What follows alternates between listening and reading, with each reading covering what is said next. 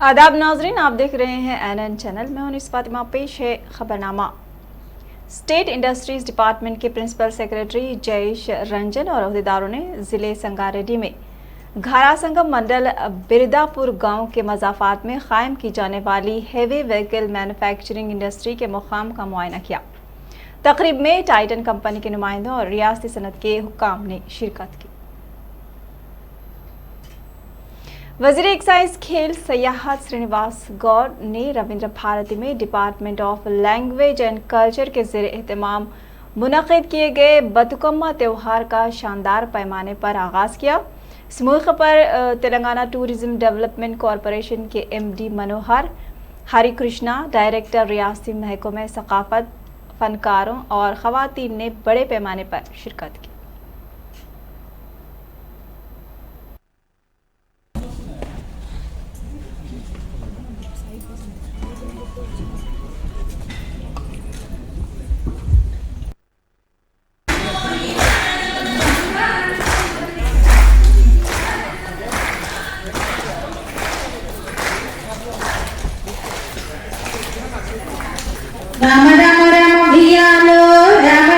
మరి తగిన ఏర్పాట్లు చేసుకొని తెలంగాణ సంస్కృతి సాంప్రదాయాలను ప్రపంచ స్థాయికి తెలిసేటట్లు ఘనంగా నిర్మించుకోవాలని చెప్పడం జరిగింది. గౌరవ ముఖ్యమంత్రి గారి ఆదేశాల మేరకు మరి తెలంగాణ వచ్చిన నాటి నుంచి నేటి వరకు కూడా చూస్తే ఒకప్పుడు బతుకమ్మ పండుగ ఆఫీసులలో కాదు కదా మాట్లాడడానికి కూడా అవకాశం లేని పరిస్థితి.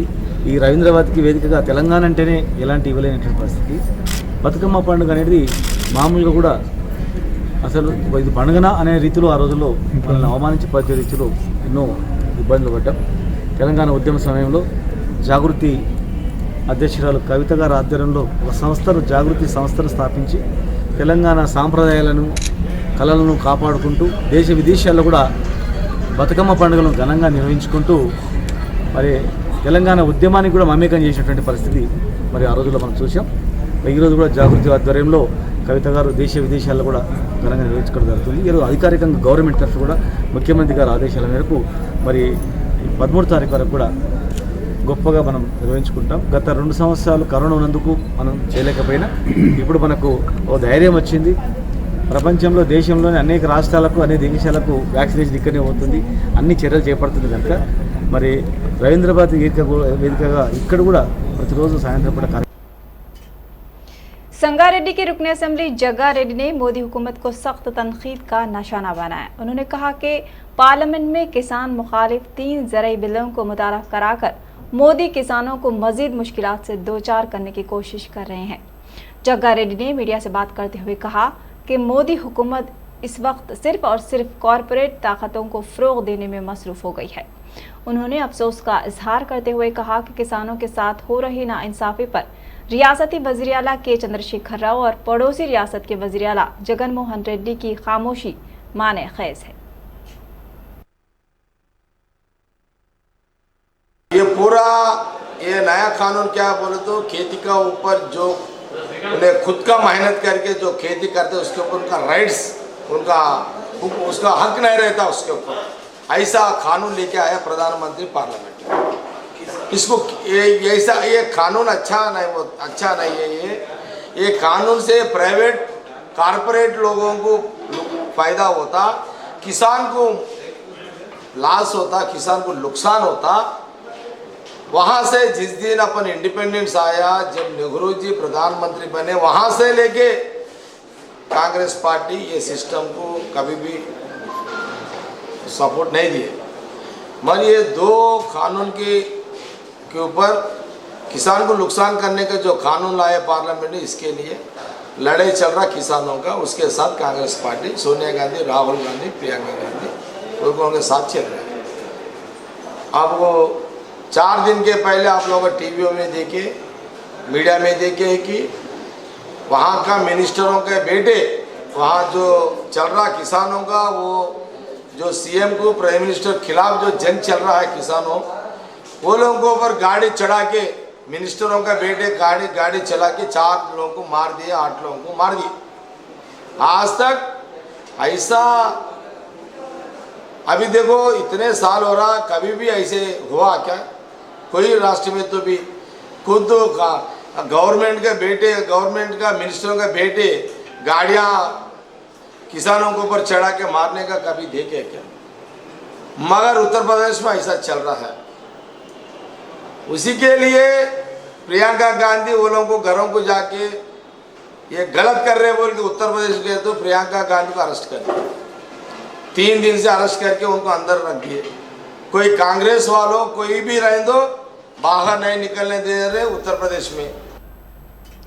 सीपीआई के रियासती सेक्रेटरी चाड़ा वेंकट रेड्डी ने बरसरे इख्तिदार मरकज की मोदी हुकूमत पर तनकीद करते हुए कहा है कि नरेंद्र मोदी हुकूमत कॉरपोरेट्स कंपनियों को फ़रोग दे रही है, अशिया ज़रूरिया की कीमतों में मुसलसल इजाफा करते हुए अवाम को लूट रही है। उन्होंने कहा कि मोदी ने कहा था कि अच्छे दिन आएंगे, ताहम ऐसा लगता है कि सिर्फ कॉरपोरेट्स के ही अच्छे दिन आए हैं। मोदी पब्लिक सेक्टर की तमाम कंपनियां बेच रहे हैं। महकमे जंगलात के अफसरान पोड़ू काश्तकारों पर हमले के मुर्तकिब हो रहे हैं। उन्होंने पोड़ू किसानों और को अराजी पट्टा देने का रियासती हुकूमत से मुतालबा किया। बसूरत दीगर अपोजिशन को मुत्तहिद करके बड़े पैमाने पर एहतजाज करने का इंतबा दिया। NSUI के रियासती सदर बालामुरी वेंकट ने कहा है कि हुजूराबाद ज़िमनी इंतखाब में वो तमाम बेरोजगार नौजवानों की हिमायत से मैदान में मुकाबला करेंगे। उन्होंने मीडिया से बात करते हुए कहा कि कांग्रेस पार्टी के दौरे इख्तिदार में बेरोजगारी का कोई मसला नहीं था, ताहम इस वक्त बरसर इख्तिदार हुकूमत में बेरोजगारी से नौजवानों का मुस्तकबिल दाव पर है। उन्होंने कहा कि कांग्रेस पार्टी ने उनको अहम जिम्मेदारी सौंपी है और वो इस जिम्मेदारी को बखूबी निभाएंगे।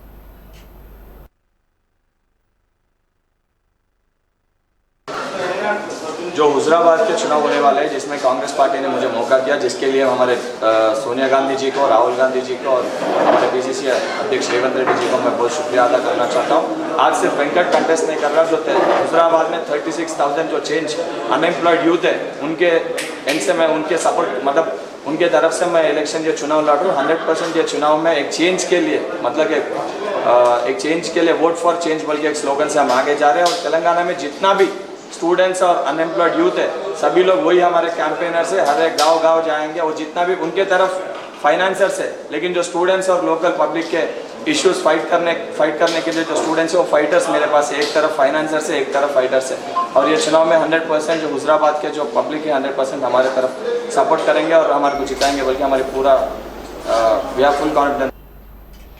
तेलंगाना हुकूमत ने दशहरा त्यौहार के पेश नज़र रियासत के तमाम स्कूलों में छुट्टी का ऐलान किया है। महकमा तालीम ने 6 अक्टूबर से 17 अक्टूबर तक 12 दिन की छुट्टी का ऐलान किया है। हुकूमत ने एक बयान में कहा है कि तमाम स्कूल्स 10 अक्टूबर से 17 अक्टूबर तक बंद रहेंगे। स्कूल 18 अक्टूबर को दोबारा खोलेंगे।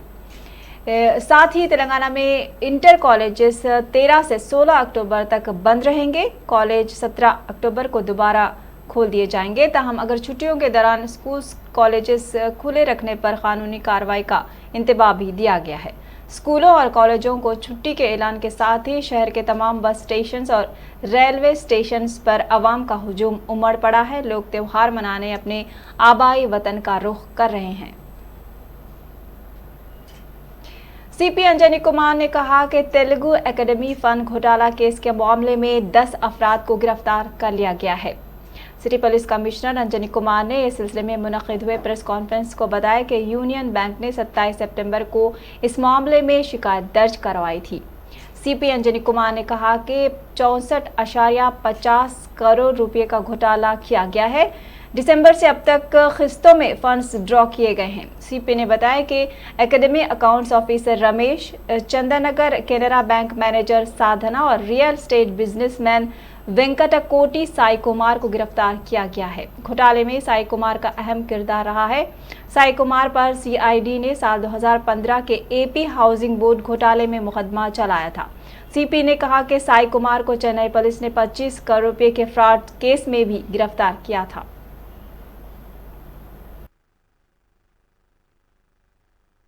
चार लोग पहले गिरफ्तार हुए और 6 लोगों की गिरफ्तारी आज हुई, जिसे कि तेलुगु एकेडमी केस के नाम से जाना जा रहा है। इसमें यूनियन बैंक के तरफ से जो हुआ 153/2021, तेलुगु एकेडमी के तरफ से FIR जो हुआ 154/21 और कैनरा बैंक के तरफ से जो FIR हुआ 157/21, ये तीनों केस CCS DD में रजिस्टर हुआ और बेसिकली इन केसेस में फिक्स्ड डिपॉजिट्स के फ्रॉडुलेंट विड्रॉवल, इलीगल तरीके से विड्रॉवल का केस है, जिसमें टोटल 43 FDs का विड्रॉवल हुआ। 26 कारवां branch of union bank, 11 union bank Santosh Nagar branch और 6 कैनरा बैंक चंदा नगर ब्रांच। ये पूरे विड्रॉवल दिसंबर 2020 से लेकर सितंबर 2021 तक हुआ और टोटल अमाउंट जो इसमें विड्रॉल हुए हैं वो 64.50 करोड़। आज जो 6 लोगों की गिरफ्तारी हुई,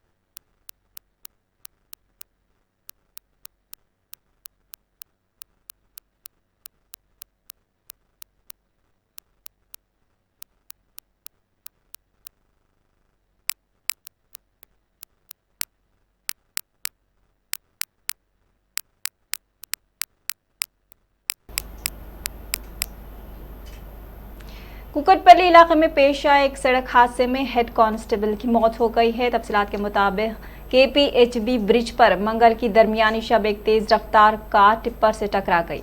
हादसे में कार में सवार एक शख्स शदीद जख्मी हो गया था। इत्तला मिलते ही पुलिस मौके पर पहुंचकर जख्मी शख्स को इलाज के लिए करीबी अस्पताल मुंतकिल कर दिया गया, ताहम इलाज के दौरान उस शख्स की मौत हो गई। पुलिस ने मुतवफ़्फ़ी की शिनाख्त हेड कांस्टेबल ईश्वर के तौर पर की, जो शमशाबाद पुलिस स्टेशन में काम करता है। KPHB के CI लक्ष्मी नारायण ने मीडिया को इसकी तफसीलात बताई। KPHB PS పరిధిలోని మన ఫోరం ఫ్లైఓవర్ బ్రిడ్జిపై రాత్రి అంటే తేదీ 5-6 మధ్యరాత్రి దాదాపు 12:40 సమయంలో మన కానిస్టేబుల్ ఈశ్వర్ అని శంషాబాద్ పోలీస్ స్టేషన్లో పనిచేసే హెడ్ కానిస్టేబుల్ తన డ్యూటీ ముగించుకొని ఇంటికి వస్తున్న వ్యాగనర్ కారులో వస్తున్న క్రమంలో ఒక టిప్పర్ లారీ అదేంటంటే బాగా అంటే అతివేగంగా నడుపుకుంటూ వచ్చి సడన్గా వెహికల్ని స్లో చేయడం వల్ల ఆ వెనుకొస్తున్న కారు వచ్చి దీన్ని తగలడం వల్ల ఆయన ఇంజూర్డ్ అయ్యాడు. అతన్ని మనం ఇనిషియల్గా రిమిడ్ హాస్పిటల్ ట్రీట్మెంట్ పంపించినాం. ట్రీట్మెంట్ తీసుకుంటుండగా ఇంకొక వేరే హాస్పిటల్స్ నుంచి వాళ్ళ ఫ్యామిలీ మెంబర్స్ చెప్పగా దాన్ని బట్టి పే చేసుకొని సన్షైన్ నా సిగ్నల్ తీసుకొని పోయేటప్పుడు తను చనిపోయిన చెప్పి డాక్టర్ డిక్లేర్ చేసారు. దీనిపై మనం టిప్పర్పై కేసు నమోదు చేసి దర్యాప్తు చేస్తున్నాం. సమాచారం ఎట్లా తెలిసింది సార్? సమాచారం మాకు 100 కాల్ వచ్చింది. దాన్ని బట్టి जिले पेद्दापल्ली में पेश आए मोहल्लिक सड़क हादसे में RTC बस बेकाबू होकर खाई में गिर गई। बताया जा रहा है कि परकाला डिपो से ताल्लुक़ रखने वाली एक RTC बस बेलापल्ली से भोपालापल्ली जा रही थी। मंथनी के करीब एक कार से टकरा गई। हादसे में कार और RTC बस उलटकर सड़क के किनारे वाक़ खाई में गिर गए। हादसे में कार मुकम्मल तौर पर तबाह हो गई और कार में सवार शख्स की मौत हो गई, जबकि बस में सवार कई मुसाफिर शदीद जख्मी हो गए हैं। इत्तला मिलने पर पुलिस ने फौरी तौर पर मौके पर पहुंचकर इमदादी इक़दामात अंजाम दिए और जख्मियों को इलाज के लिए करीबी अस्पताल मुंतकिल किया गया। पुलिस ने सिलसिले में एक मुकदमा दर्ज कर लिया है और तहक़ीक़ात कर रही है।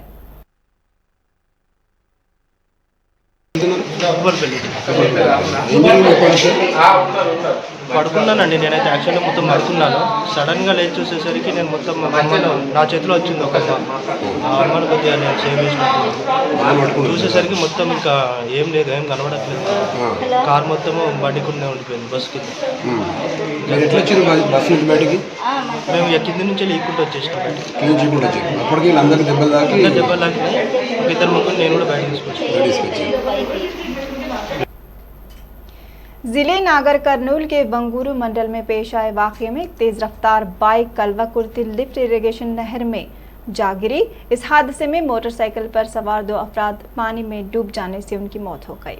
इत्तला मिलने पर पुलिस ने मौके पर पहुंचकर नाशों को पानी से निकाला और पोस्टमार्टम के लिए कलवा कुर्ती सरकारी अस्पताल मुंतकिल किया गया। मरने वालों की शिनाख्त रंगापुर गाँव के ए नागराज और चिरुका नरेश के तौर पर की गई है। पुलिस ने इस सिलसिले में मुकदमा दर्ज कर लिया है और तहकीकात कर रही है। महकमा इनकम टैक्स IT ने शहर की मारूफ दवासाज कंपनी हिटेरो ड्रग्स के दफातर पर छापे मारे हैं। 4 जुम्मे की सुबह Hetero drugs corporate office, production centres, Hetero directors, CEO दफातर और घरों पर बेक वक्त छापे किए जा रहे हैं। इन छापों में IT की 20 टीमें शामिल हैं। हैदराबाद और 3 दीगर मुकामात पर भी IT की तलाश जारी है।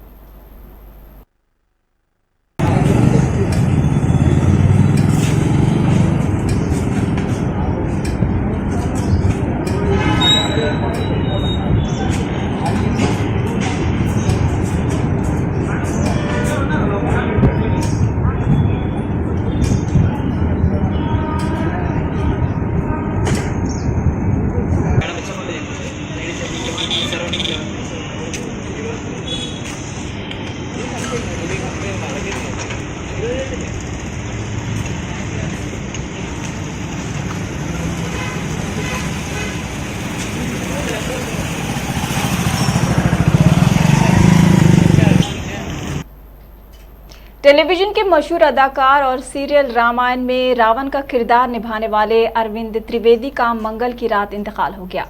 उनकी उम्र 82 बरस थी। अरविंद त्रिवेदी गुज़िश्ता कई सालों से बीमार चल रहे थे और चंद माह कबल उनकी सेहत ज़्यादा ख़राब हो गई थी। कल रात उन्होंने आखिरी सांस ली। उनकी आखिरी रस्मात 4 जुम्मे को मुंबई के वेस्ट में वाक़े धानु क्रवाड़ी शमशान घाट में अदा की जाएंगी।